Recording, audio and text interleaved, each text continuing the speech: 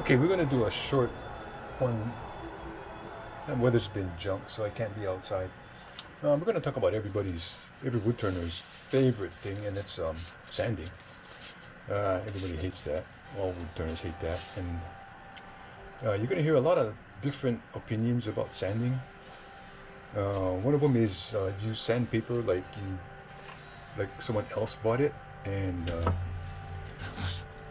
what that generally means is this is how I have my sandpaper.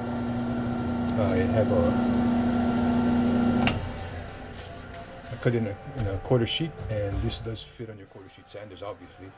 So you fold it in half again, and you get 4 of these. I fold it in half, cut that, and then I get this, right? I fold it in 3 times, so you get some insulation from even. I'm not going to use, that's 100 grit. I'm not going to start with 100 grit, but when they say use sandpaper like someone else bought it, this is what they mean. Right? That's it. Get a new section, that's it. Find a new corner, that's it.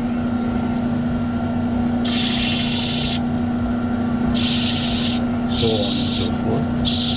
And if you're on the outside of a bowl, then and with this you can open this up and you get 2 more corners, 4 I guess.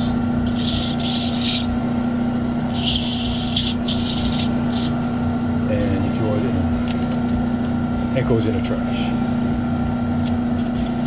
That's 180. This is 220.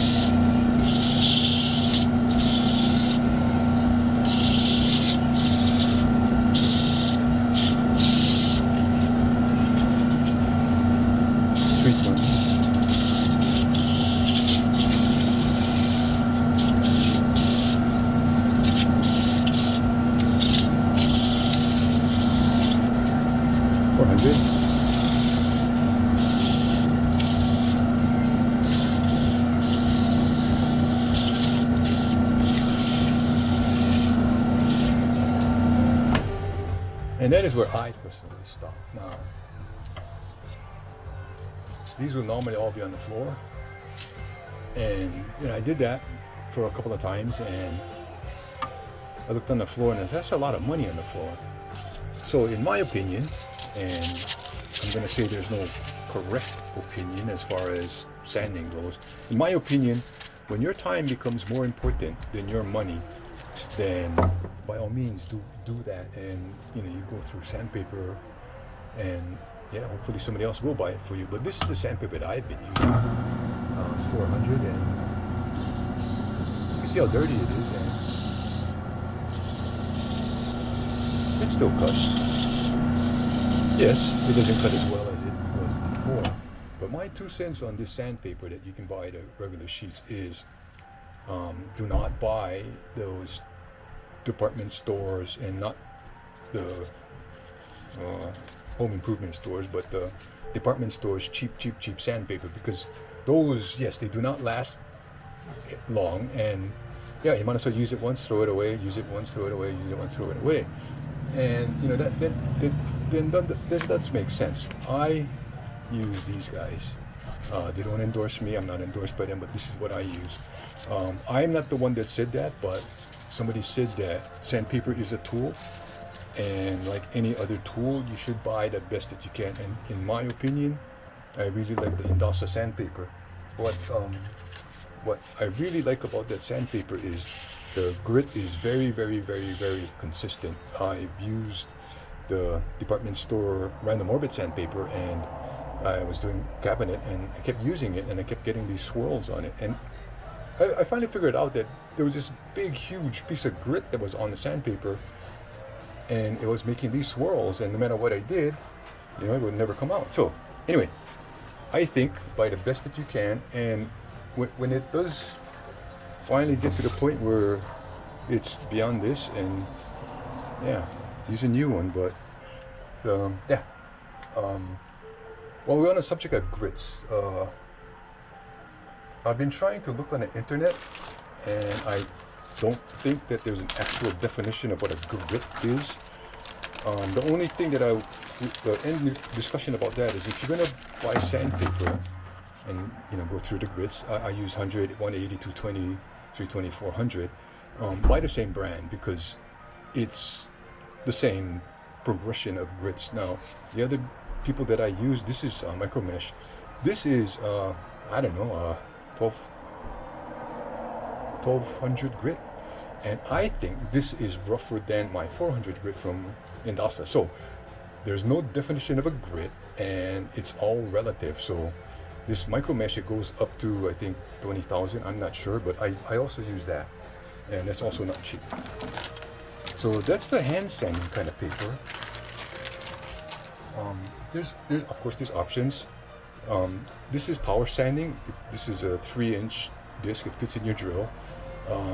You can get 2-inch, 1-inch. This is 3, you can get 4-inch. I like 3. And again, if you buy these, buy expensive ones because they last longer. My main suggestion on that is buy several of these, 5 if you have 5 grits, and number them, because what happens is if you have only one of these mandrels, every time you do this, that gets worn and it gets tired. So buy several of them, put one on. When you're done with the 180, take it off, get your 220, put that on, and so on and so forth. The other one is this. This is a 5-inch disc. I suggest you buy a good one because if you don't buy a really good one, when you put it on your drill, it'll wobble like this, and you can't sand if it wobbles like this. You can get adhesive one, which is the automotive brands. You have to buy adhesive paper, or you can get these Velcro ones, and I believe you can use the random orbit sandpaper if you like, but there's paper specifically for this without holes. The random orbit, the only difference is it does have holes. And of course, if you have a big project, you can use a random orbit sander. And that's oh, this is one of my quote-unquote inventions. It's just a bunch of scrap wood, and I make that so you can hold your sandpaper. A couple of important things is there's holes on the bottom, so when this fills up with sanding dust and chips and wood stuff, it fall out the bottom, so this doesn't fill up.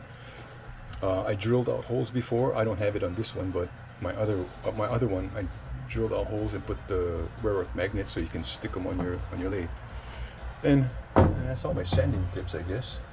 So hope you enjoyed this, and we'll be back. Thank you.